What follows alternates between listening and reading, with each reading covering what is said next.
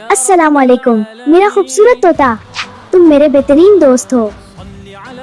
एक गांव में अहमद और उसके पास एक खूबसूरत सब्ज तोता था जिससे वो रोज बातें करता था।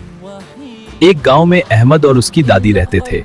अहमद, देखो माँ, तुम्हारा तोता से बहुत बातें दानिक। अहमद अपने तूते से बहुत प्यार करता था। वो उसके साथ सोता था। एक दिन तूता सहन में खेल रहा था और जोर जोर से आवाजें निकालने लगा। अचानक एक कुत्ता आया और उसने तूते पर हमला कर दिया। तूता जख्मी हो गया। ओ, मेरा तोता जख्मी हो गया। कुत्ते को भगा। मेरा प्यारा तोता। अहमद दवा और कपड़ा लाया और एहतियात से तोते के जख्म पर पट्टी बांध दी।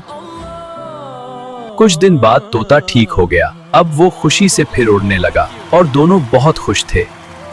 वाह, कितना खूबसूरत तोता है। चुप चुप, डरो नहीं, मैं तुम्हें तकलीफ नहीं दूंगा।